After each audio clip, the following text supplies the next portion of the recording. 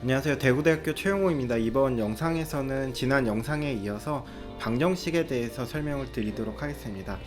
그 중에서 오늘은 마지막 내용으로 방정식의 그래프에 대해서 같이 보도록 하겠습니다.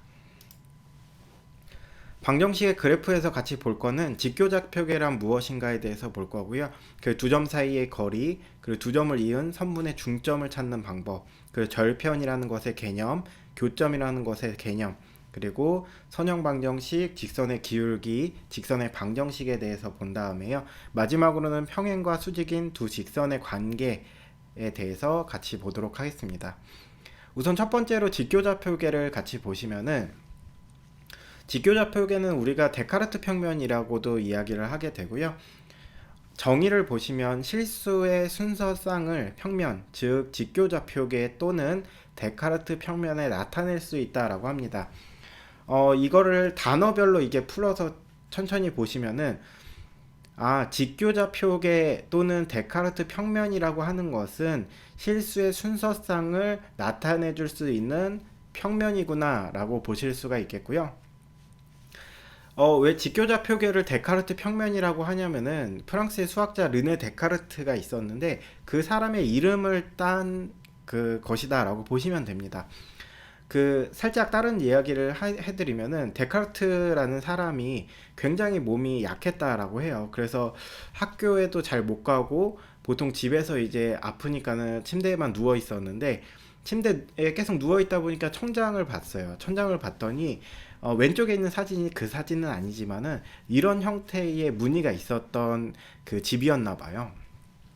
이런 격자 무늬, 그러니까 두 직선이 서로 직각으로 교차하는 이런 무늬의 어떤 그 천장에 있던 집에 살았나 본데 그 천장을 보다 보는데 파리가 날아다녔대요. 그래서 파리가 날아다니다가 어디에 딱 앉았는데 저 파리를 보면서 저 파리의 위치라는 것을 내가 정확하게 표현해 줄 수 있으면 좋겠다라고 해가지고 이런 두 개의 직선 x축과 우리가 y축이라고 하죠. 그 두 직선을 기준으로 해서 그 두 직선이 만나는 점을 원점이라고 생각을 하고 오른쪽으로 두 칸, 아래쪽으로 한 칸에 파리가 있구나 라고 이렇게 생각을 했다라고 해요.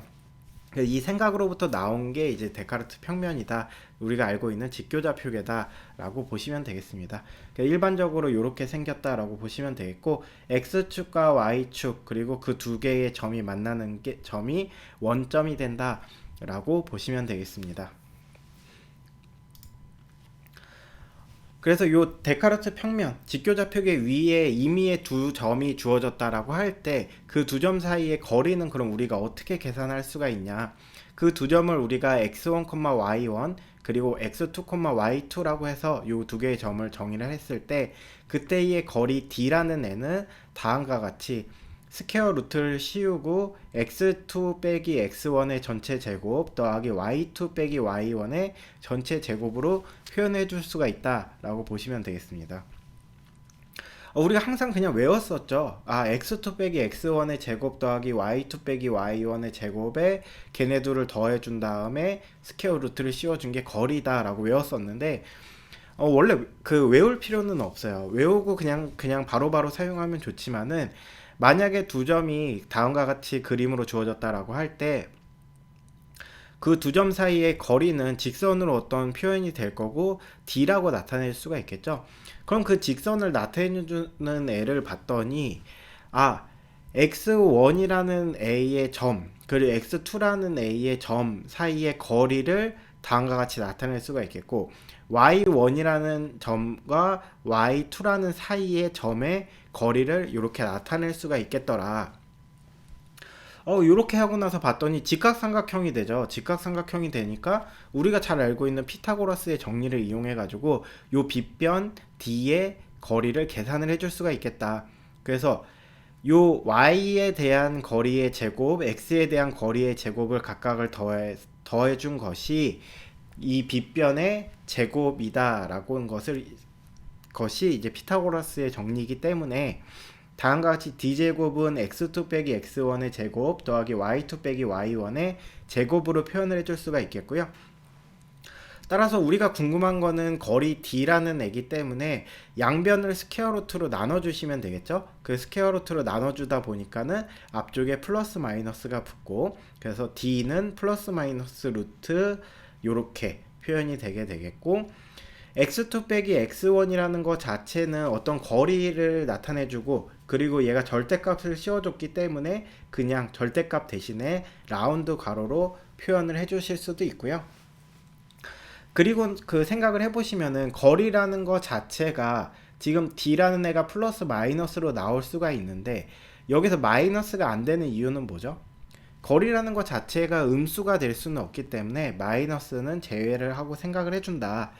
그렇게 되면은 이제 앞쪽에 있는 부호는 이제 플러스만 남고, 안쪽에 이제 절대값이 있는데 절대값을 취하고 제곱을 해주죠. 절대값을 취하고 제곱을 해주니까 여기가 음수가 돼도 양수가 나올 거고, 양수가 돼도 양수가 나올 거고, 따라서 절대값 대신에 그냥 라운드 괄호로 이렇게 표현해 줄 수가 있겠다.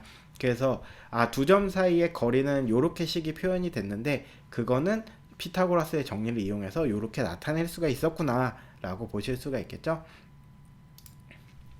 그 두 점을 이은 선분의 중점을 보시면은, 중점이라는 것은 좌표 평면에서 좌표로 나타낸 두 점을 이은 성분을 2등분하는 점이다 라고 합니다. 그 두 점이 x1, y1, x2, y2로 주어졌을 때 그때의 선분의 중점 m이라는 것은 2분의 x1 더하기 x2, 2분의 y1 더하기 y2다 라고 합니다.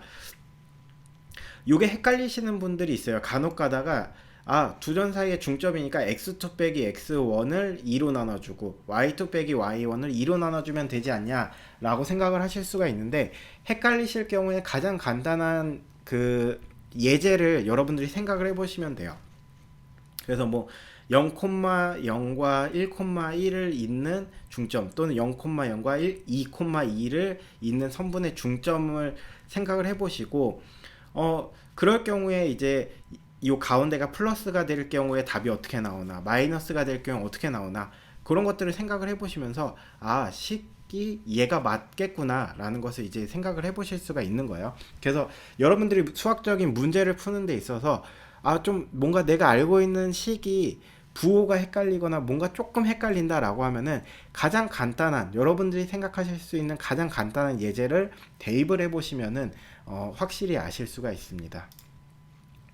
방정식의 그래프는 방정식의 해의 집합을 좌표평면 위에 점의 집합으로 나타낸 것이다 라고 이야기를 하고요. 예를 들어서 y는 7 빼기 3x의 그래프를 그려보자 라고 한다면은, 이 그래프를 그리기 위해서 x에 대한 값에 해당되는 y 값을 알아야겠죠. 그래서 x를 만약에 0, 1, 2, 3, 4에 대해서 우리가 y 값을 계산해 보면 7, 4, 1, 마이너스 2, 마이너스 5가 나온다 라는 것을 알 수가 있습니다. 그럼 그래프는 이제 해의 집합을 표현해 주는 거기 때문에 0이라는 x가 0이라는 점에서는 7값 같고, 이렇게 찍어줄 수가 있겠죠. 1이라는 점에선 4값 같고, 2라는 점에선 1값, 3이라는 점에선 마이너스 2값, 4라는 점은 마이너스 5값이 나온다. 그래서 이 점들 5개의 점으로 이렇게 표현을 할 수가 있는데, 해의 집합을 나타내 줘야 되잖아요, 방정식의 그래프는. 그럼 이 식을 이 5개의 점으로 모두 표현할 수가 있냐? 그렇진 않죠. 마이너스 1도 계산해줘야 되고 5도 계산해주고 그 사이에 있는 4.1, 4.2도 계산해줘야 되고 수많은 값들을 계산을 해주셔야 돼요.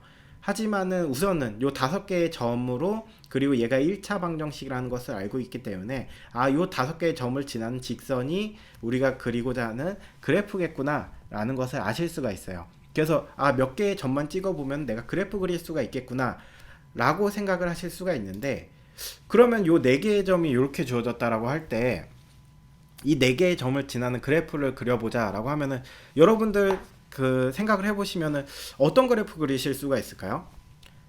4개의 점 다 지나는 그래프 생각을 해보시면, 요 4개의 점을 이용해서 그릴 수 있는 그래프를 생각을 해보시면은, 우선 첫 번째로는 원의 그래프 그릴 수가 있겠구나 라고 보실 수가 있겠고, 두 번째로는 오른쪽 2개 왼쪽 2개 나눠서 요런 형태의 그래프도 그릴 수가 있겠고, 세 번째로는 요 4개의 점을 모두 지나는 2차 그래프도 그려볼 수가 있겠죠. 다음과 같이. 그래서 점만 갖고는 내가 그리고자 하는 방정식의 정확한 그래프를 그릴 수가 없다라는 것을 알 수가 있고요. 이번 영상 여기까지 할 거고요. 그럼 다음 영상에서는 이제 그래프 그리는데 어떤 것들, 뭐 예를 들면은 지금 살짝 이야기를 드리면 뭐 절편이라는 것을 이용하거나 교점을 이용하거나 이런 다양한 조건들을 이용하면은 좀 더 이제 정확한 그래프를 그릴 수가 있다라는 것을 이제 배우도록 하겠습니다. 이번 영상 여기까지 하고요. 이번 영상 촬영하면서 참고했던 도서랑 자료는 다음과 같습니다. 혹시 질문 있으신 분들은 편하게 자유롭게 질문 주시면 좋을 것 같아요. 네, 모두 고생하셨습니다.